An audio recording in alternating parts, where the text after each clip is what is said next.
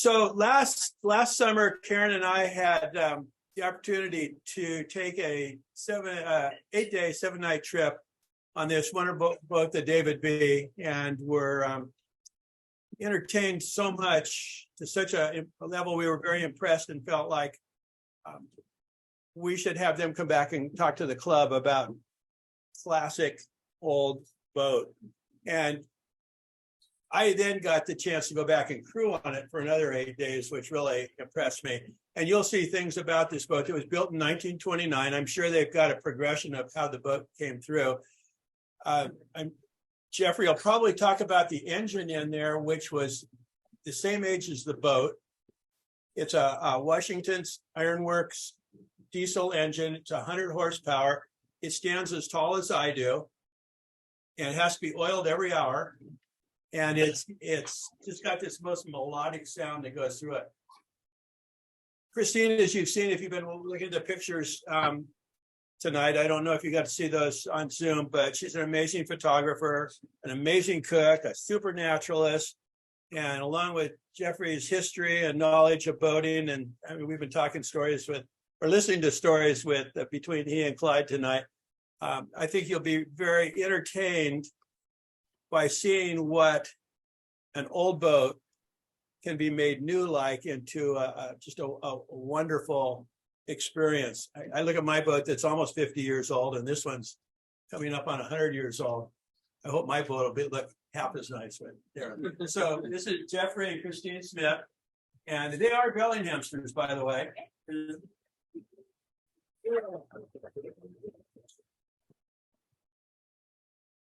Thank you for that, Mike. So we're Jeffrey and Christine. Yes, And- and we need our little thing to move the. Can I do this here? So this is the David B in 1929. This is a picture from launching day. I love the fabulous clothing that the people are wearing. This I think this was taken from where we got it and whatnot. I think it was actually taken by the shipyard when they took it out for sea trials and the very first launching of it.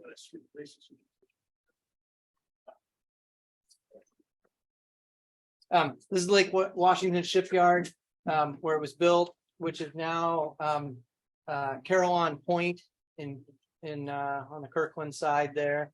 It was actually a separate town, so our document says the boat was built in Houghton, Washington, which is now part of Kirkland. It was built for Libby McNeil Libby, which is the Libby Canning Company. If you're of a certain age, you can probably spout off the Libby on the label slogan. That was a big radio campaign. But Libby was really heavily involved in the salmon canning industry in Alaska. And they built lots of boats, and they built the David B. I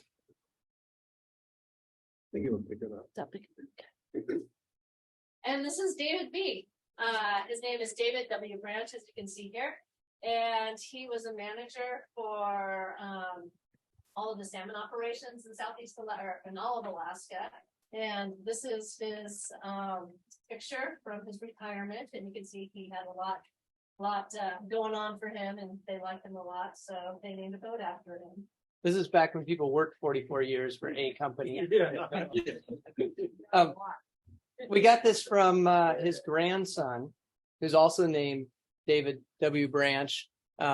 He had a whole bunch of stuff about his grandfather, and none of the people at that level, that generation, knew that this boat even existed that was named after him when we first contacted them.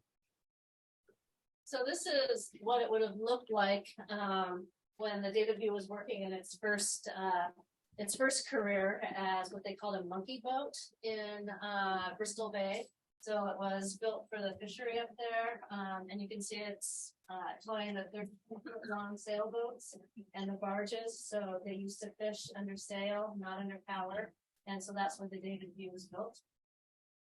They boats like the David B would line up all these smaller boats and tow them right out to where fishing was going to go on, and then they would tow the barge out as well and anchor the barge. And our some of our older pictures of the boat actually show these big anchors hanging in the hawse pipes that were used for the barges, not for the David B itself.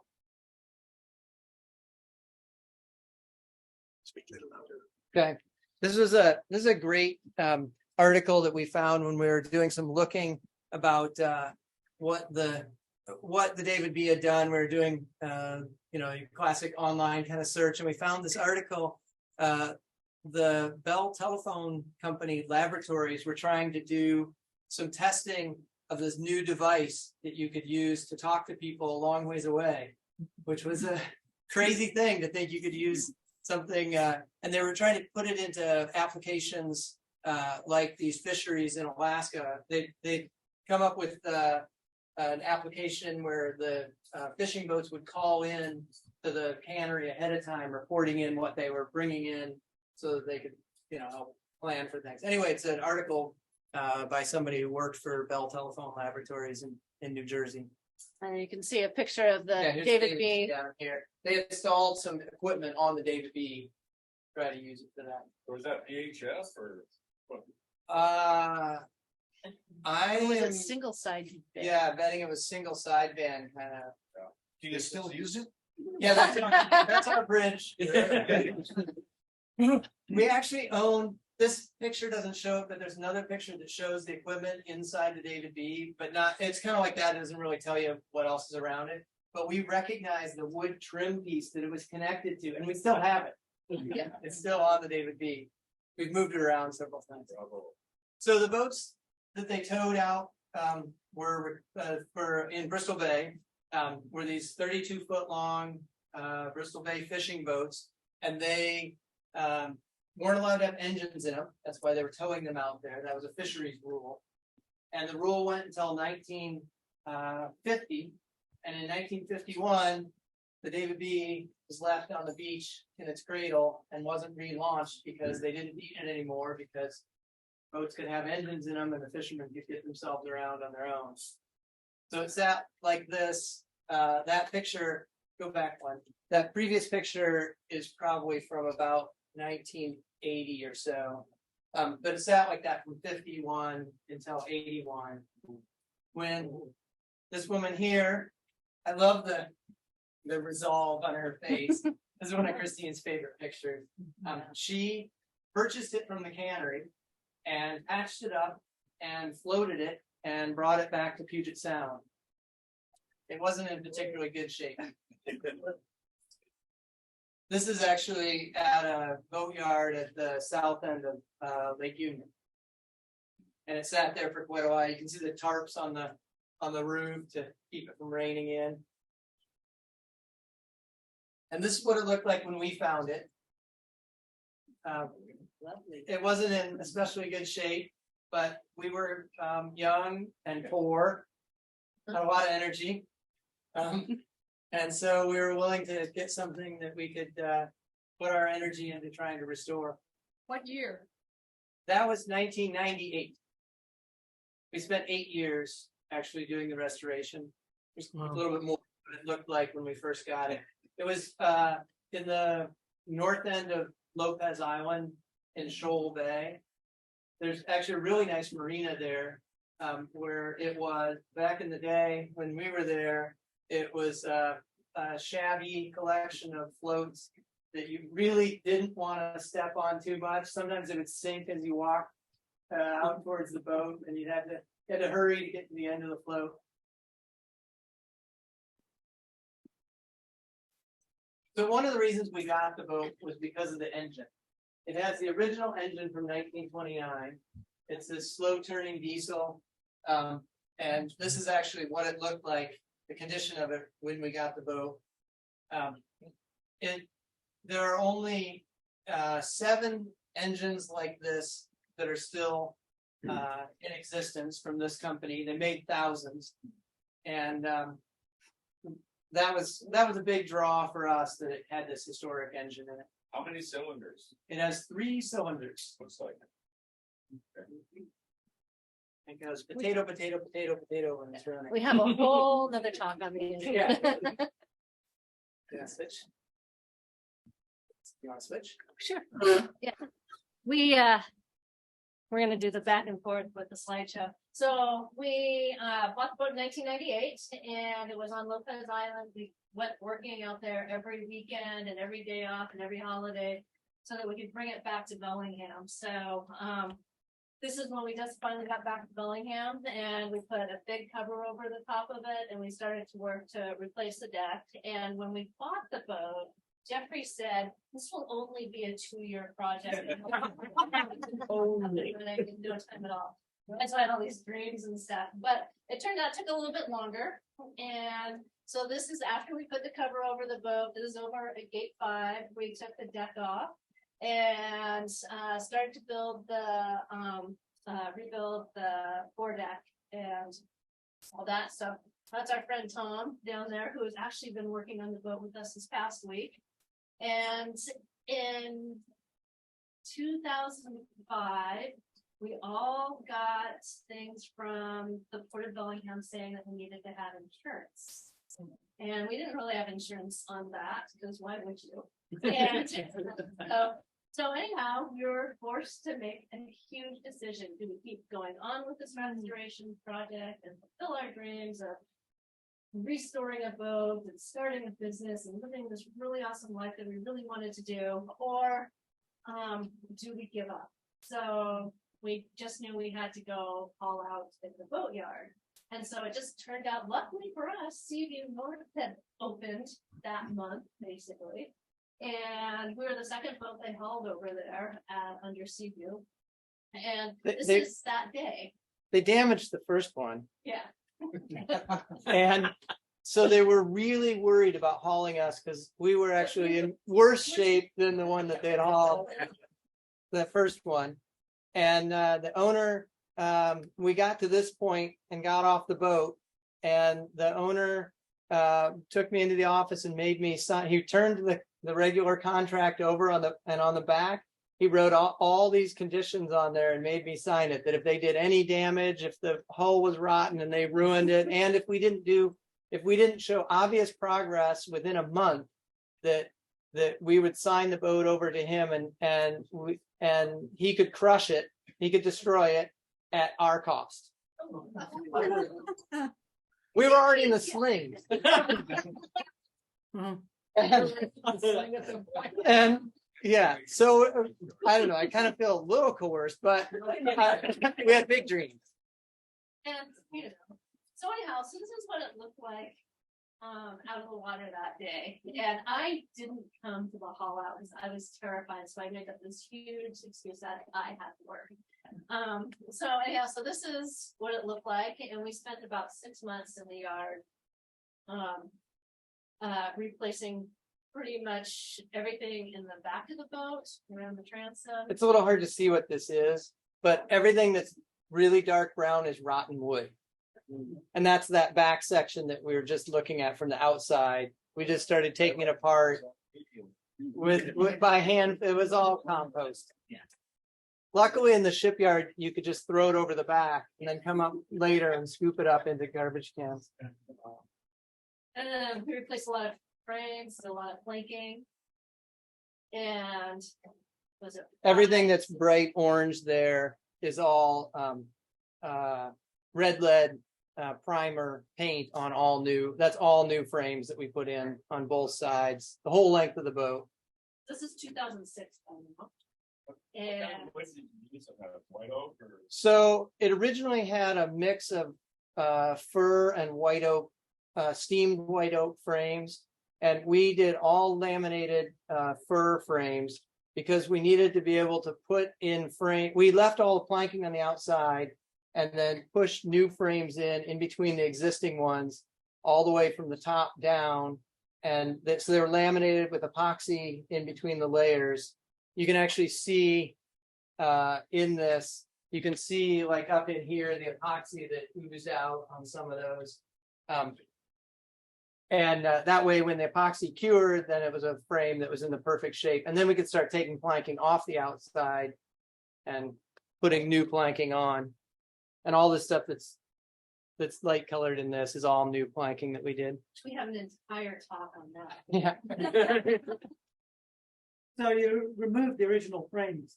No, we left the original frames in there. So our boat has 2¼ inch planking on the outside and 2½ inch planking on the inside.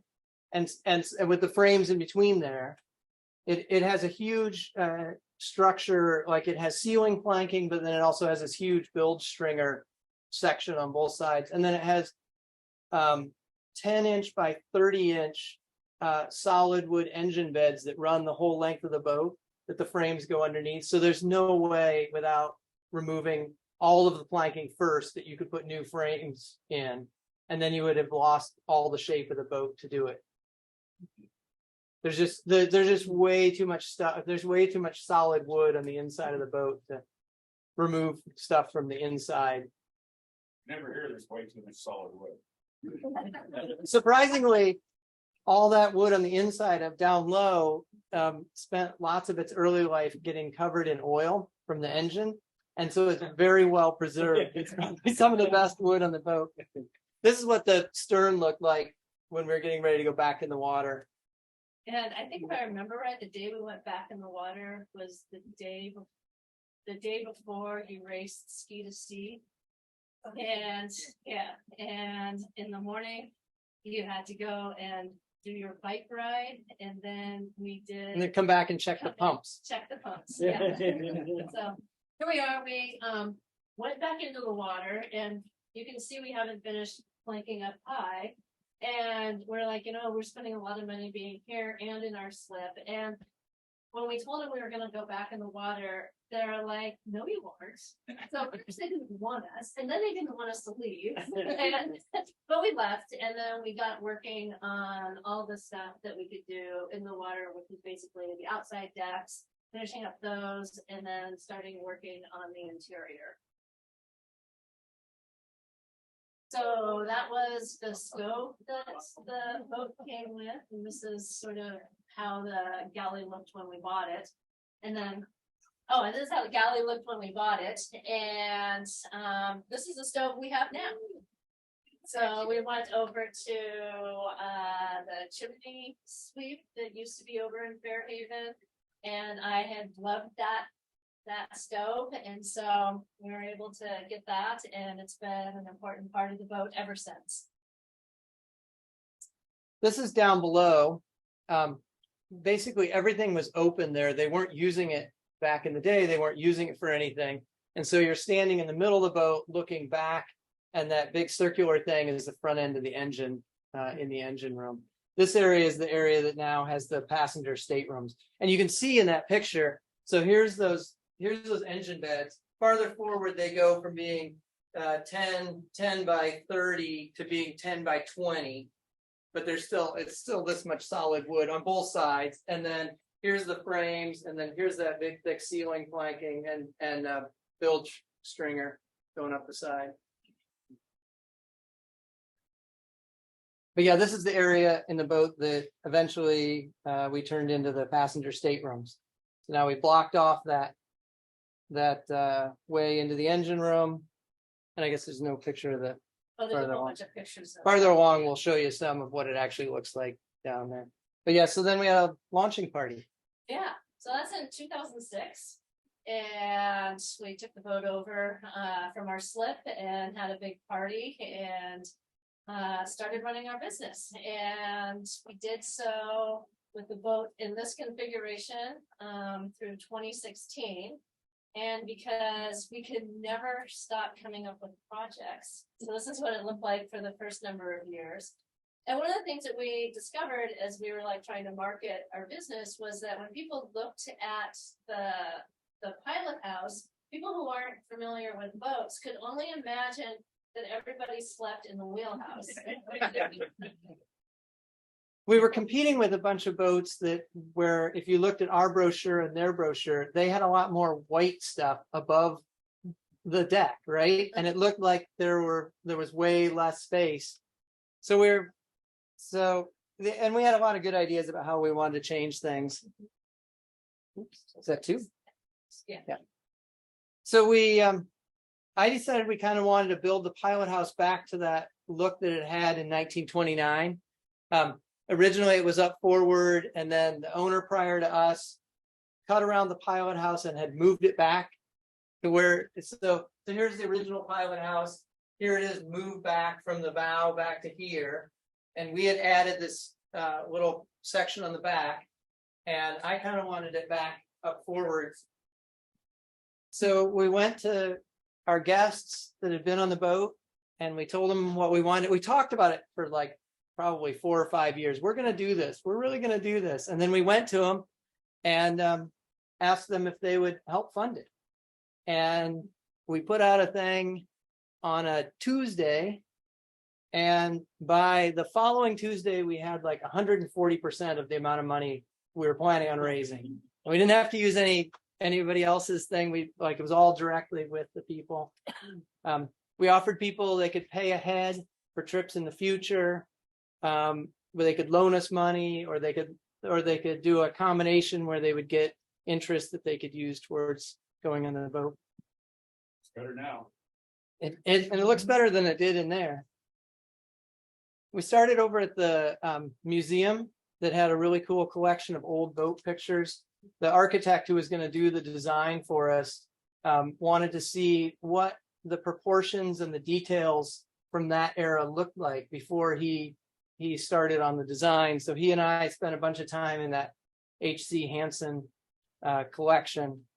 Because it was a little bit of a mystery as to whether or not H.C. Hansen was the person who was the designer of the boat. Because there's no record that we could find that said that he was, but there was a lot of hints as to whether or not he was the designer. There and any number of people would come by and say, "Oh, this is a Hansen boat, isn't it?" And we were like, "Well, we don't know who our father is." But anyway, we started finding plans that looked exactly like the David B. And none of them were actually specifically none of them in the title block said the David B, but they were for Libby, or they were for the same shipyard or whatever. There's a set of plans that look exactly like the David B that were sitting in the shipyard. We know by the date they were in the shipyard when they built the David B. Wow. So they were his plans. So we're pretty sure that's who did the design. And then the architect started working. He's a guy that had done a lot of race boats with swing keels and fancy stuff like that, and never done anything like this. So we started out, coming up with some ideas of how we wanted it to look. And this is one of his early drawings for it. Another view of that. So we contracted we said we were going to go with aluminum. There's a whole lot of reasons that we decided that. But so we contracted with a yard down here over by Colony Wharf and started making the plans for this. So this was in 2015, I think we started with this. We called it the Tin Hat Project. And we started that in 2015, had the money raised. And so at the end of the 16 season, we decided we were going to go through with all of this. We were going to completely rebuild the pilot house of the boat in 6 months. And so we had we did some planning over the summer, and this is Jeffrey with the welder in his shop, getting ready to start welding the whole thing together. So that's the pilot house right there with it's sitting on its back. That's the front of the pilot house is facing up in that picture. Yeah, and you can see there's a whole bunch of the material for it there on the right side of the image. We somehow in the beginning, somebody joked about how it was kind of like the people that are worried about the rays coming from aliens wearing tinfoil hats, and that we were somehow putting this tinfoil hat on our boat, and then that morphed into it. So the whole project for us became the Tin Hat Project. Someone think we're fantastic about it. Yeah. Yeah. The tinfoil hat or the so on January 6th in 2016, that aluminum construction was ready for us to put on the boat. So we drove from Squalicum here around over into the waterway over there by Colony. But And- you'll notice that there's something missing. from Yeah, the so boat. this is, it was super cold and we had cut off everything about the pilot house on the front of it and the top of it that we didn't need. So we had this really cool convertible. And it was really cold. It was really windy. And then here's the aluminum piece flying through the air, ready to go on the boat.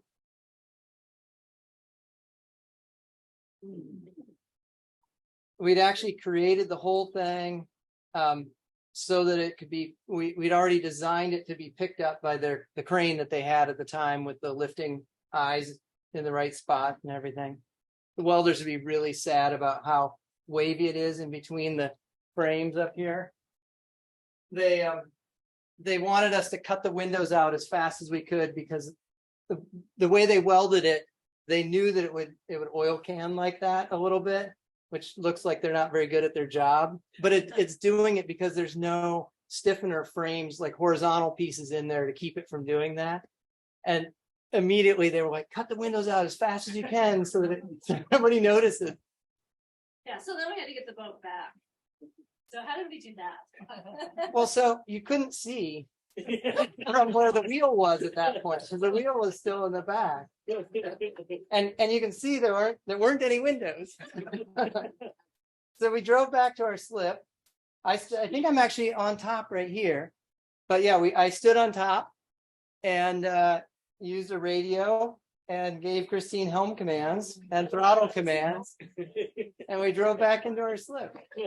And what was really interesting was it was super windy out of the north. And in the summertime, I've come and gone, like that was 10 years into our season. I'd been in and out of the slip hundreds and hundreds of times, and almost never on a north wind and never on a really strong north wind. And then I also had a completely new boat, right? It had all this extra windage on the front part of it. And I was giving helm commands In the wind. in the wind, and Christine couldn't hear me sometimes. And I think the throttle, which is pneumatic, iced up on us. It was all very exciting. We made it, and we got started working on the interior of the boat at this point. We did. You can see here we've actually cut out the windows, and we have the window pieces. The original windows we actually made to fit into the new one, so they're there to make the welders happy. Yeah, Jeffrey and the designer had a 3D scanner, and they scanned all of the windows, and that helped him figure out what the curve of the front of the boat should be as for the welders to weld it. Yeah, so the actual wooden sashes that were these beautiful teak windows they're curved around the front of the pilot house, but there's also camber to the deck, so they curve and they go down as they go around the side. There's all the window panes in them are all parallelograms, and they're these just beautiful woodworking, and we really wanted to save that. And so here we are, started on the inside of it. So Jeffrey, when you say we started, you really mean you started it, right? You didn't have shipwrights doing this? We had two people helping us. One who I would consider a very skilled shipwright, but he's built a boat that he sailed to Hawaii and back a couple times, and he now works as a house carpenter.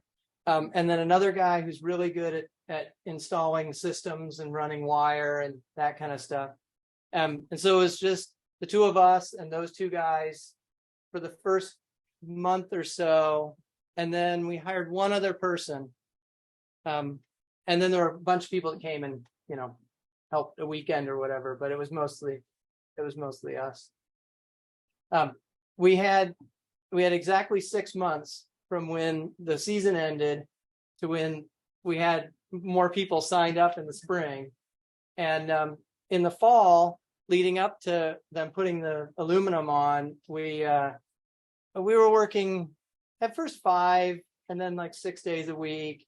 And by Christmas time, we did take Christmas Thanksgiving. and Thanksgiving off, But after that, we didn't take any breaks, and we were We working. may have taken half an hour. Yeah, but we were working every day to try to get the whole thing done, and the friends and the people that had helped us were actually carrying tools off as I was sitting in the saloon giving the first like captain's call for the people who were going on the first trip.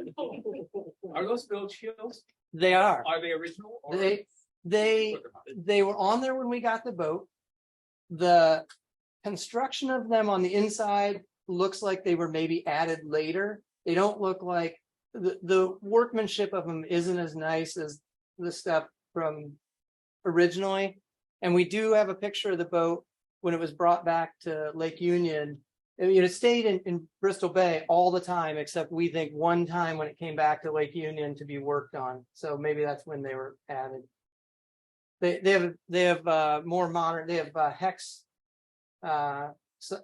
fasteners, like 6-sided nuts on them, and all the stuff that was original all had 4. All had square nuts.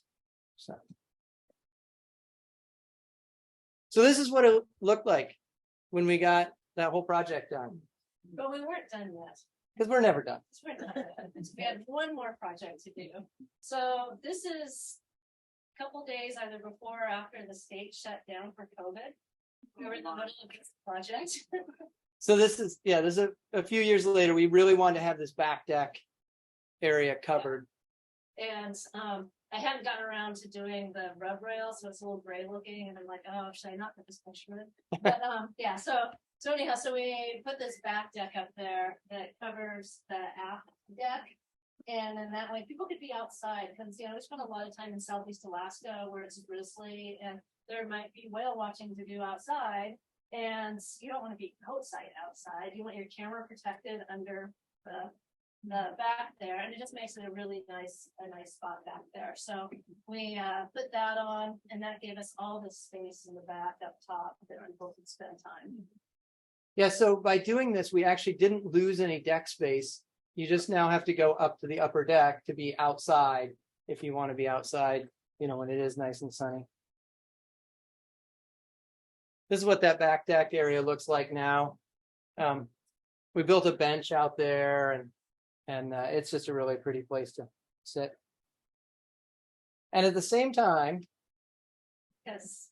because this is how we do stuff, we were 3 weeks prior to leaving for Alaska, and we needed the welders to come back and weld boat chocks on the upper deck for us to set our skiff on. And I said the welders also have another naval architect that they work with who designs a lot of skiffs, and he also designs a lot of the Bristol Bay fishing boats. And they were there, and I said, you're going to have to weld boat chocks on the deck somehow. So if we need new ones of those, what if we just got a new skiff to match them instead of making them match our old skiff? And they said, well, how many days do you have? And so he designed the skiff overnight. They sent it to the metal cutting facility the next day, and they welded it up, and we had it a week before we left to go north. But it's a aluminum skiff with a flat bottom, so we can go right up on the beach in places like that where there are barnacles and mussels and all that kind of stuff. Easy to get in and out of. Yeah, and it can carry all the people.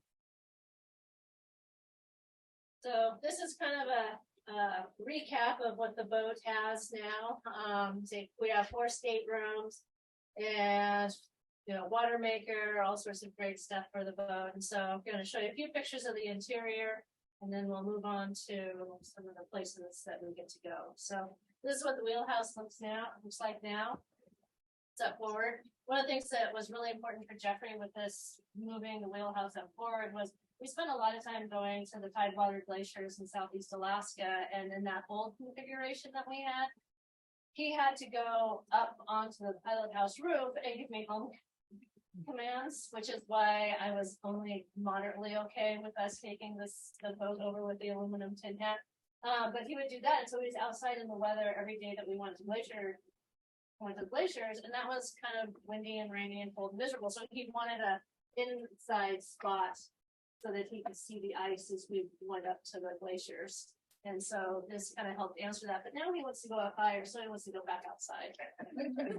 So Jeffrey, what's the gear shift like? Is So- it shift, is it hydraulic or? It's pneumatic in the engine room, and but it's electric servos that run pneumatic controls in the engine room. Okay, was that original? It was pneumatic, it was completely pneumatic. Yeah. And when we but none of it was put together. There was the pneumatic shifting ram was connected to the engine, and that was it. So the whole system is stuff that I've built. And it was, remember how wonderful the Pacific Marine Exchange was? Oh, God. Everybody who knows is like, "Mm." Yeah. So a lot of the stuff for what we've done came from there, and the pneumatic shifter was a set that I found there that was two full sets of pneumatic shifting controls. So you can shift from the helm. Yeah. You don't have to go down to the engine room. Correct, because in the beginning you couldn't. That's what I thought, yeah, so you'd have to have communication to the engine room. Yeah. Tell them to go to in reverse. Yeah. This is turned around looking at towards the aft sort of port side in the pilot house. We built a big bench seat on both sides so that people will come up and hang out with me, and you're high enough up when you're sitting there that you can see out, you're at the same height as the people who are standing, your head height. This is our beautiful saloon area, which is where everybody hangs out. And we have a little propane hot belly stove in there. Galley, kind of saw an earlier picture of that. Wood fired cook stove. You can see I use logs that I get up at home press fires up in Ferndale. We use those all summer. They're great. Fully We recommend just them. shipped three Pallets. pallets of them up to Juneau for us for the summer, and then we're going to get 2 more pallets to take with us, that much more wood to take with us on the way north before we get up to Juneau. And, Nice little yeah, coffee there's a station. We actually do have our own blend of coffee. It's called All Cylinders Blend. It's a medium roast, and it's my favorite. It actually gets really chocolatey flavored as it cools down. So we wanted a coffee roast for people that they could enjoy while they're standing on deck and it's getting colder. So we had our own roast made. It's a not super wonderful view of the inside of the boat. On the bow there, it has 4 staterooms that have 3 of them have a queen size bed, and then 1 has bunk beds, and then that really skinny bunk is a crew bunk along the other side. And the big red area is the engine room, and then Christine and I have a bed in the back. It shows it as square, excuse me, but it's actually a triangle. It's king size at the pillow end, and it tapers to 0 at the foot end. So I don't know. It's a half a king. Is there? And then this also shows there's a bathtub up there in the in our forward head. Everybody has their own little head connected to their cabin, and then there's also one that everybody can use that has a bathtub and a shower. This is how you get down into that space. Here's looking into that that shared head with our brand new escape ladder. They had to add this past year because our insurance company wanted more ways out of every space. What about fire suppression? We don't have any fixed fire suppression, but we have more fire extinguishers than probably all of you combined. And you all own boats. Yeah, we have fire extinguishers now in so many more places. That's basically, and we've also done things so that they're like down in the space where the passenger staterooms are. There's no sources of ignition down there. There's no heater. There's no electric heater or anything. But it should be noted that on every toilet, In the head, there's a bidet. There's also bidet attachment built into each one of the heads. We use a lot less toilet paper. I highly recommend it. It takes very little water. And we use way less toilet paper. And if you're worried about, But I would probably use fresh water and not salt water.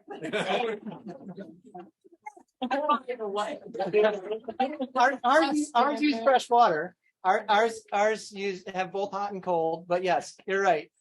Lots of toilets. Don't want any barnacles. Yeah.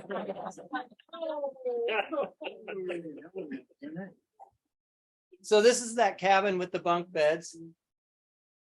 It's really, you guys know, it's really hard to take pictures inside your boat that show anything, but yeah, they have these bunk beds. This is one of the middle cabins. All of our, because there's all that wood in our bilge, you know, that's holding the boat together, all those big, huge timbers. There's no space below the floorboards for water tanks, which is where a lot of boats would have like tank space. And so underneath the bunks, there, and most of the cabins that are behind a plywood thing, there where water tanks are, but that means the bunks are really high to allow for that space to be in there. So that one's, it's a queen size bed, but it's like this high. You have to climb up into it to get to it. There's another one looking back into their head as well.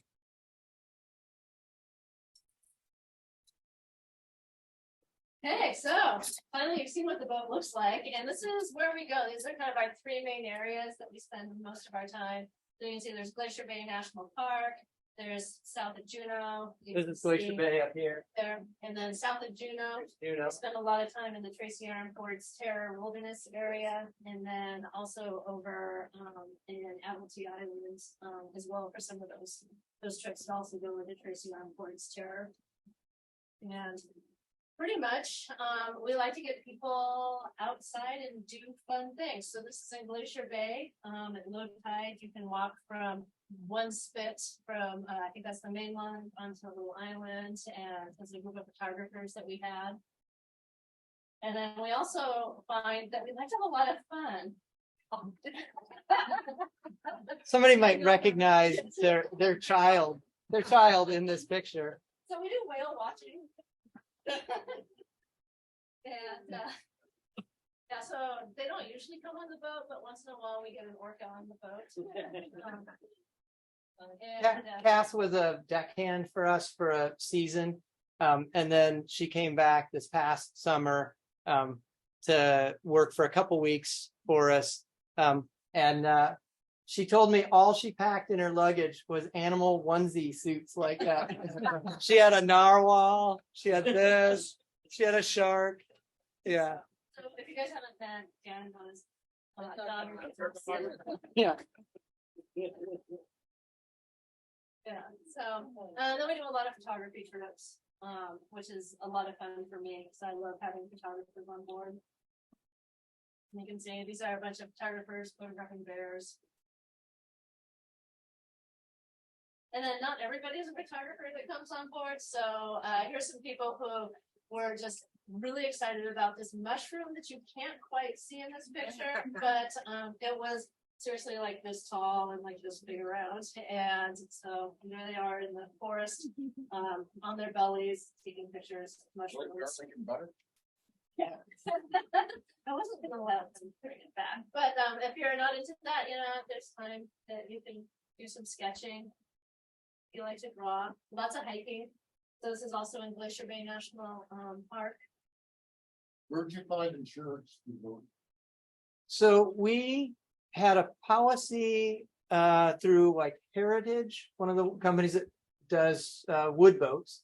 And then when that was in the very beginning. And then when we started doing more trips, we had one through Markel for a little bit. And then now it's through a thing called Charter Lakes.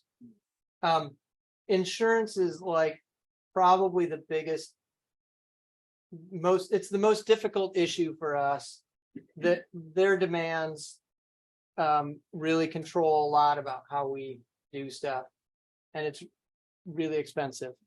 Do they require a survey every year? They haven't gotten to every year, but they're down to every other year. And you know, surveyors charge by the foot. 65-foot boat. And some of the ones that are willing to do, that have the skills and are willing to do wood boats charge a lot more per foot. So we don't usually get out of that one very, very inexpensively. And we had a big issue last year because they decided that the two of us had been running the boat for 17 years.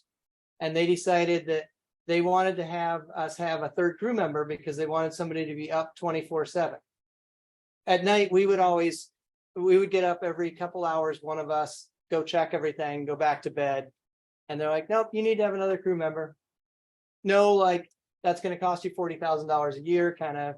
Sorry, that impacts your business. Oh, we're gonna tell you right. And our insurance renews on the 1st of June. So we were in Alaska when they basically told us that this was this new condition to renew our policy.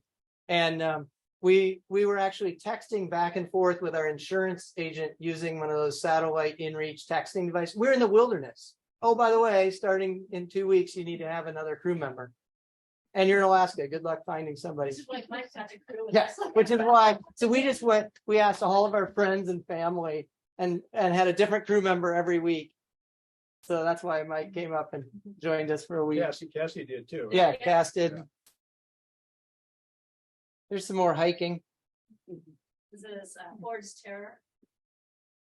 A lot of whale watching, as we said earlier. So Southeast Alaska is a great place to find humpback whales. They do a lot of that bubble net feeding up there. So when we run across that, that's a pretty spectacular thing to get to see. And killer whales, see a lot of them. Those we see them a lot in the fjords in Tracy Arm Ford's Terror, especially in June. It's really nice to be able to watch whales where they're not, where we feel like they're not being impacted by us because we're the only boat there. Yeah. It's always so hard down here. There's so many boats. And I think this was a trip that you guys were on. Yeah, Mike and Karen were on this trip. This is at Pat Creek. So this is on Admiralty Island, and you can go there. Alaska Fish and Game and the Forest Service run this area. It's a place where bears are habituated to people. It's very regulated, so you have to walk in the same places and do the same thing. But the bears just kind of live their bear lives, and they'll walk right past you and kind of pay very little attention to you. But it's a really great place if you're cruising up there and you have a chance to go. You need a permit to go there ahead of time, but highly recommend. Pat Creek is a place to go see wild bears, and this is what it's like there. There's bears and people, and we all walk the same space, and it's an incredible feeling. And so this was from your Mike and Karen's trip. This was a young brown bear that had walked up onto this log, which was 30 feet away. Yeah. And she was playing with her sibling, and her mother was just kind of eating grass a little ways away.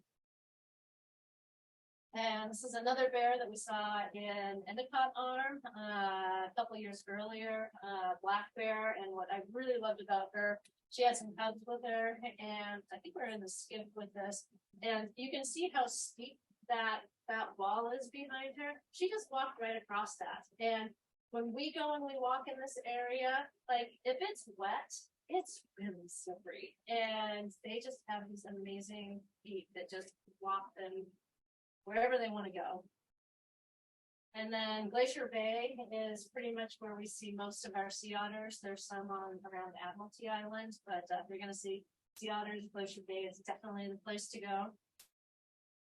And then both Glacier Bay and Tracy Arm Ford's Terror, one of the great things there is getting to see seals hauled out on the ice, and they're usually there pretty much the whole time.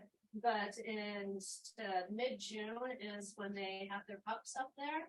And so you'll see all these seals hauled out on ice with their little babies. But then the only thing that's kind of stressful about that is that draws the killer whales in. So it's a great time to see killer whales and seals. And then both these places that we go to, we often get to see mountain goats. And some of them close down to the water, but a lot of times around 1,500 feet or so. Glacier Bay is where you're gonna find your puffins. So if you're gonna go to Glacier Bay in the summer, South Marble Island is probably the best place to see puffins there. Also, you want to go earlier rather than later in the season. If you're going to see puffins, because earlier they have the colorful bill, Yeah. and then later in the summer, the sides of that with the colors fall off, and they still have the big shape, but it doesn't have the colors on the side. And then that's just I love dragonflies. And one of the things I learned last year is that when you're looking for dragonflies, if you watch one and it lands somewhere, they will often go back to that spot. So if you're gonna try to take a picture of a dragonfly, watch it for a little bit and then see where it goes. It might go away again, and then it'll often come back, and then you can get yourself in a position where you can get a good picture of a dragonfly. So that was one of the dragonflies that I practiced that on. I was pretty excited about it. June, July is a great time for wildflowers. This was also in Glacier Bay. And this river beauty, which is sort of a relative of the fireweed, it gets really tall. The stem stays down low. Really pretty flower. But then in the deep forest, there's a bunch of really tiny flowers. So this is a shy thing about this big. So if you go into the woods, you're walking along all that soft moss, you might run across this plant. And then waterfalls. Everything up there is shaped by water, whether it's ice or flowing water. And then there's some more ice. This is another Glacier Bay photo. And then more glaciers. So one of the things that we really, really love about being up there is being able to go to these tidewater glaciers. And when we first started going, somebody gave Jeffrey the best advice about traveling in glacier. If you're in the fjord and there's floating ice around you, you try to hit as little ice as you possibly can. That's rule one. I know it sounds dumb, but you get to a point where you're actually having to decide which piece you're going to hit, right? So you try to hit as little as you can. You go as slow as you have to accomplish number one. And number three is you never back up. It's like driving with a trailer and no mirrors. Because if you're going forwards and slowly, the ice will bump up against your boat and it'll push out of the way and it'll leave a little path behind you. And that's behind you. In the back of your boat is where all the really important stuff is, like your rudders and your propellers. And so if you're going forwards, you can keep the ice from ever getting in there. And also if you're going slowly, it won't get sucked underneath. So yeah, that's the way to get through the ice. And there are some places where you can get up kind of close to the glaciers. So it's Marjorie Glacier in Glacier Bay. A lot of the big cruise ships will go up to Marjorie. We get to go ashore, and so that's kind of fun. And then that's some of the stuff that you can see when you're exploring on the shore around a glacier. And the best part about glaciers are calving. So if you've ever done a cruise ship or taking your own boat out to Alaska, and you're like waiting and waiting and waiting and waiting, and finally a glacier will calve, and everybody just gets super excited, and it's so thrilling. And then you're like, oh my God, that was awesome. So maybe we'll do it again. Yeah. And you're always waiting for just one more. Then we'll go quickly through what it's like to cook on the boat, do everything from scratch pretty much, lots of pastries and all of that. And you can see the bears really like the scones. Be a brown bear or a black bear. One of the women that crewed for us last summer brought us a plastic humpback whale. She didn't tell us. She was going to be the naturalist and for the trip. And then we saw a humpback and she went rushing down to her cabin. She brought up this plastic whale like this long, really nice reproduction of a whale. And she left it for us. And now that's turned into a collection of plastic animals. So now whenever we see something, we have an orca whale, we have bears, we have wolves. Yeah. Wolverines. Yeah. So you can see there's a whole lot of production that goes on with meals. We do a lot of crabbing. We don't do much fishing, too many regulations. But yeah, there's always something to eat, so. Always cooking. Lots of cookies coming out of the Out of the oven. Yeah, typical lunch, split pea soup, salad, dinner rolls, and glacier views. So more crab. in the spring before the commercial crab season starts, the crabbing is really good. Then later on, the crabbing isn't so good. After the commercial guys set all their traps, they just get them all. And then later in the end of the season, it gets better again. Yeah, it's fun because I have a wood fired cook stove. I get to do a lot of sourdough, so that's pretty fun. A lot of pasta. Homemade pasta, drying. That's me. We'd seen some seals that day. It's not a particularly good picture of the apple galette that I made, but it's got a little seal on it. Some dinner.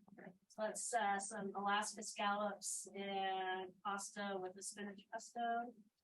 And then that's the king salmon. And on top of that, in Juneau, there's a company called Barnacle, and they make all sorts of amazingly delicious, it sounds strange, but kelp products.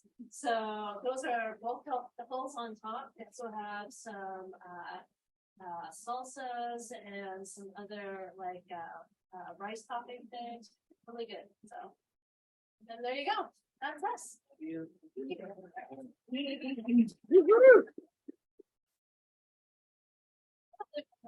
Right. But if anybody's got any questions, we're here. We thoroughly enjoy the old engine. What are you gonna do now? In light of what happened to the Lady Washington, we were down in Santa Barbara, had a great season down there. City fathers came aboard and thanked us for all the kids who dealt with and all that and said, don't come back. Whoa, wait a minute, did we hear you right? You got a dirty Detroit 461 in the bilge. It is spewing carbon. So everybody now is starting to move away from diesel, much to our anguish, and of course over to hydrogen, global warming. Can you convert this, baby? And how you gonna do it? And when? Or to heck with it. Yeah, yes, maybe, and I don't know. What is the answer? Yeah, I don't know. It's a really big issue. We were actually just at a conference or a meeting with a bunch of tour boat companies that, you know, the ones that run like the 50 to 75 or 100 passenger boats, the ones out of Seattle. And this came up because we operate in all these really pristine spots. And I think a lot of us, I mean, in the next 10 years, I'm betting a lot of this is actually going to change, and we're going to, you know, we're probably going to end up wanting to do something like that. I don't know with the David B whether it makes sense to continue with that hull and a new engine, or to make that into some kind of museum thing and start out with a more modern hull. You know, the wood, like we were joking, the wood is, you know, almost 100 years old. Even the wood that's sound isn't brand new. So I don't know. We've thought about it a lot. Yeah. The other thing is it's really hard to sell a small charter boat like this. There are very few people who want something as big as that, but you know, for their own yacht. They're just, we've seen over the years, you know, that's very hard for people to get out of the business. So that's one of our other worries too, you know, in about that amount of time, we're going to be wanting to get out of the business. And we might not have an asset that's worth very much. Well, you got a beautiful setup. I'd like to see it continue on. Yeah, Oh, same here. Yeah. Yeah. We'll just see. Only time will tell. Wow. Don't worry about it. Okay. Which range have you had on the boat, youngest and oldest? We have had somebody who was 9 weeks old. 9 weeks old. So if a group charters the whole boat, they can bring people of whatever age they want. And so that was with a you know, group that had chartered the whole thing. A lot of our trips, people just book a cabin, so they're with, you know, people they don't know. And with that, we kind of try to limit it to people older than like 15 or 16, somewhere in there. And then the oldest 95. Oh, great. and the 95-year-old woman was doing yoga on the back deck while we were underway. She was very spry. Fever. What's the electricity? So- Power source. So we have a generator, and then we have an inverter, so we always have AC power. And we use a lot of power because we have mostly non-boat people. The conserving is just not in our genes. And if you don't own a boat and know that you need to conserve, that's hard. So we go through a lot of power and a lot of water. What type of batteries? We just switched to Renogy Lithium. lithium Yeah. batteries, which are amazing. It's so much better. I've opened the battery box like twice. And it used to be a regular item between every single trip. We would check all the fluid levels in batteries, and it's so nice to not have to. Is there still space on your April open boat tour to sign up for? Yeah, I think there might be. Yeah. one or two spots. So we're doing an open house. It used to be a free for all, and then in COVID, we made it into appointments so people could come and see the boat. So on our website, there's stuff about how you can contact They're us to half sign up. hour spots. You get us And then- for a half hour. And then in the shameless promotion, Christine wrote a book about rebuilding the boat and our struggles with that and going to Alaska for the first time. And we have copies of that here. And then she also wrote a children's book about the scary rocks. So, and we have that here too as well. That's, Yeah. that's it. Thank you. Thank you.